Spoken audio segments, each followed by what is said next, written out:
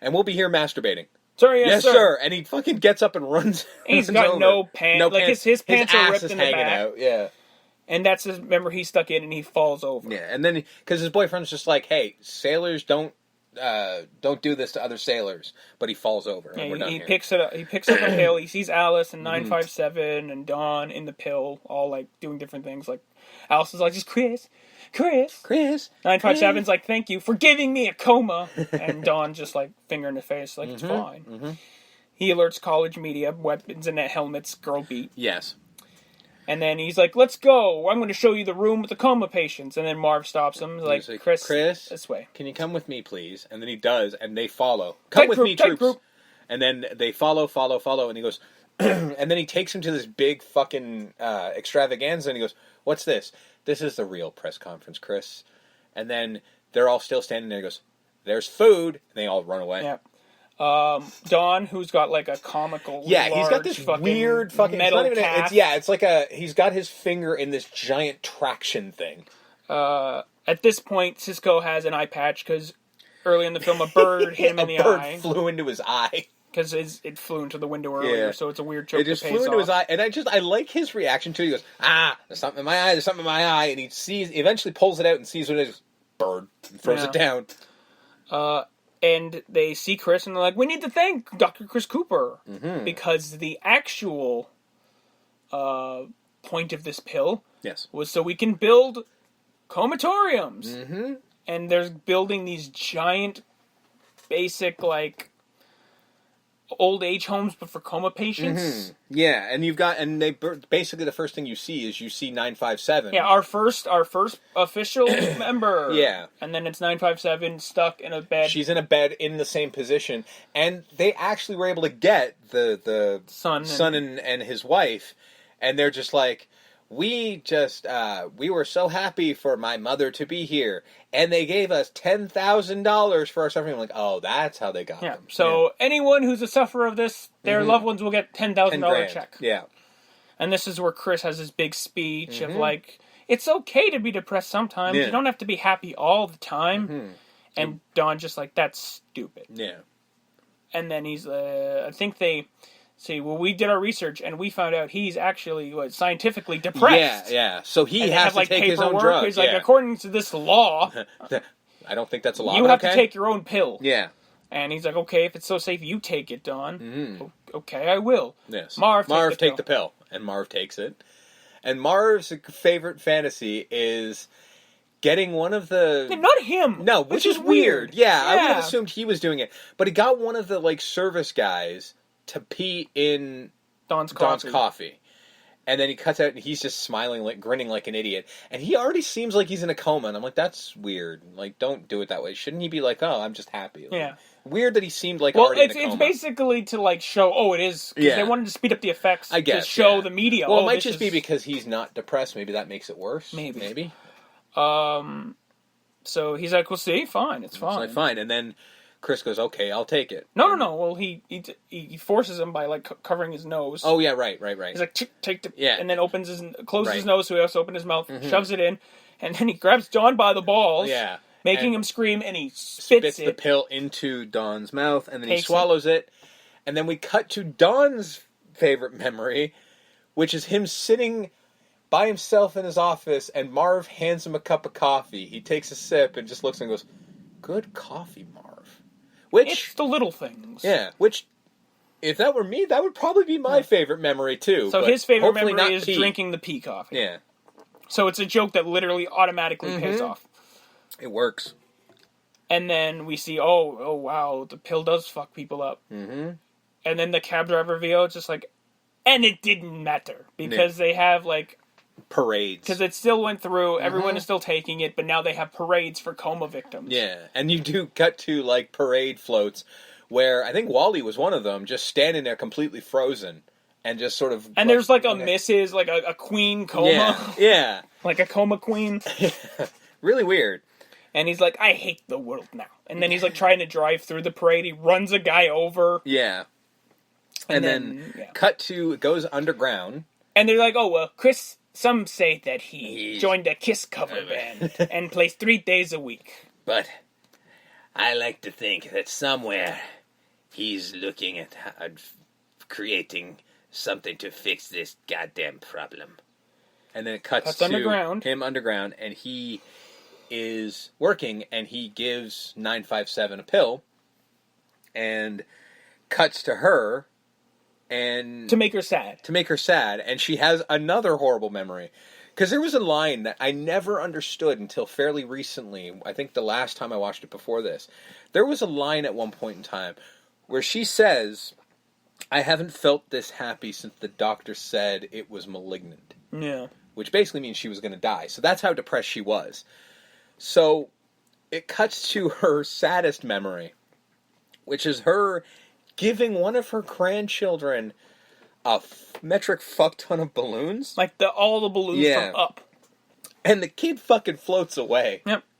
And she can't find him. Oh, no, but then it's the cab driver. The kid was fine. He grew up to be, ironically, an airline pilot. Yeah. And I'm like, I love what they had to cover that. Yeah, no, the kid was fine. The kid did not die. We did not kill a child in this movie. And basically, you sort of just see 957 with a tear in her eye. Yeah. Like, and also they've given a pill to Baxter to make her... Yeah. I don't know. It's like, I can't believe what happened. Like, I hope it doesn't go like what happened to Baxter. And Baxter's fucking, like, walking around once they celebrate... Yeah. Baxter's like, we did it, Baxter. And then she just starts to hump Simon's leg. And it's like, Baxter, off. And then there is a post-credit sequence where the mother, Bruce's wife in the movie, just starts chastising the grandmother, and then eventually just sort of goes, oh well. Yeah. So I like that that's the upbeat ending. I'm like, that's not much of an upbeat ending. That's more upbeat than the last one, I guess, but not so much. In both, like, the drug wins either way. Mm-hmm. Yeah, I guess just the ending of the bad ending is that Chris goes into a coma, and they're not working on a cure. Exactly. So that was Brain Candy. Mm-hmm. Kids in the Hall's one and only movie. Yeah. As far as a score is concerned, I'm going to give it 9 Chemicals out of 10. This movie's great. Yeah. It's a goddamn shame they didn't make more. I get why. Listen, as far as Dave and the rest of the group, Dave hated everybody, and everyone kind of hated Dave. Yeah. And if you don't have Dave, you don't have anything, because this is the way these troops work. If you don't have everybody, then you don't have anybody. Yeah, they never really do a thing with troops where they just sort of go, well... Because you'll always get the criticism of, well, it's not everybody. Yeah. So why are you even bothering? Mm-hmm. So, but this movie, as far as it goes, is great. Mm-hmm. It's fucking out there and weird, and that's right up my alley. So that's why I love it so much. So I'm giving it a... I'm trying to think of the thing, because I never write these down. Fuck. I can't think of one. Shit. It's literally, everything is running out of my brain, and I'm very, very pissed off. Fuck. Alright. I'll give it 10 heroines out of 10, just because this movie is everything I wanted it to be. And I don't know how many fucking times I've seen this movie, it still makes me laugh. Yeah. Like... That's the sign of a good movie. It makes me laugh hard. There are lines where every time I watch this for the first time in a while, I'm always laughing really hard. And I know the line that's coming. But as soon as I hear them say it, I'm laughing. But even if it is just like sing-along, like as soon as they're about to say chemically, you can just go, and as you're watching it, you can mouth chemically with exactly. Mark. It's fine. Yeah. Or Kevin, sorry. Kevin. Yeah. Yeah, that's a sign of a good movie. It's a sign of a good comedy. If you can laugh at it watching it for the 10th, 20th, 30th time. And if you can still sit there and go, no, this is still fucking hilarious. Exactly. Like, this is a great, fantastic comedy if this humor works for you. I'm gonna say if you don't dig their style of humor, then you're gonna hate the movie. Yeah. But if you like what they do, if you are a fan of the TV series, you will love it because it's just more of what they do on a grand scale. And another good thing we're going to hope from this episode is that if you didn't know the Kids in the Hall made a movie, because there's some people who know what the Kids in the Hall are kind of, but they're like, they made a movie? We were talking to somebody earlier today who literally said, I didn't know they made a movie. We're going to hope that you can listen to this episode, and even though we've spoiled everything, hopefully you paused it at the beginning. Yeah. Went to YouTube. Go watch it, yeah. Because we did mention at the beginning of the show, this full movie's on YouTube, because it's out of print, so it's not like, oh, we're stealing or anything. And I mean, even though we just spoiled everything, we're not doing it justice. No, we never really do. No. The way that they do everything is infinitely amazing. Their delivery is, I would dare say, perfect. Their delivery on these lines is perfect. As far as an MVP is concerned, it's actually hard for this movie because there's a lot of like characters. It is impossible. For you, yes. It's because it's like. But I figured out why. I figured out one, and I figured out why. My favorite is Dawn. Mm-hmm. Like him. Oh, we're going with characters? I was just going with actors. Oh, well, I guess you could do that. I'm going to go with a character because that's just the way we... I know, I get it. I understand. But Dawn, like him doing the fucking Lauren Michaels impersonation is spot on. Mm-hmm. Things like, my empire is crumbling! Yes. For no reason. It's great. Mm-hmm. And an honorable mention goes to Scott for Wally. Because... Sure. Just... him just trying to cover up, like, I totally know. Like, okay. My MVP as far as a character is actually Wally. Yeah. I fucking love that character because again, it's Lionel Hutz fucking Danny Husk from the show.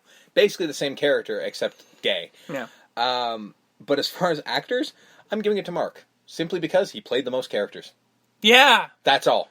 Mark played the most characters. Like, and he played the most, like, random... Yeah. Like girl, throw that guy in, throw that guy in. The girl in the club. Yeah. Mimicking the cool girl. Yeah, like, there was no reason for that character other than, hey, isn't that kind of funny? And it works. And he was really low-key, really good at Simon. Like, out of all the scientists, he was maybe... He had maybe the best lines. So, yeah, this movie's great. Mm-hmm. And we watched it in honor of Canada Day. Yes. But we're doing a double shot. Mm-hmm. We're getting so Canadian it hurts next week. Oh, yeah. The only reason why we didn't do this one this week to, like, honor Canada Day, because it's clearly the more Canadian movie, was to, coincide with... It's my fucking birthday. I got to talk about Kids in the Hall, and that's what I'm going to do. The plan was always to do these two movies. But we just didn't know which one to do first. Yeah. But in honor of Steve's birthday, we went with Brain Candy. Yes. But the actual super Canadian movie we're going to cover is we're going way back to August 26, 1983, to watch a little film known as Strange Brew. Yes. The SCTV classic character. And Doug McKenzie. Classic characters, classic movie. Again, like Brain Candy and like the last 4 movies we've done, we're kind of like. We're kind of still covering cult movies. We're kind of staying in cult. We don't seem to want to leave it. I think that's just where the show is gonna live. Where the show's like Bread is Buttered is in cult because we're gonna talk about popular big budget movies, but they'll be few and far between. Because at the end of the day, low budget cult movies are always more fun to talk about. You get more comedy out of it. But yes, as part of the Double Shot Canada, we're doing this month. It's going to be Strange Brew. Absolutely. I don't know if donuts and beer will be involved.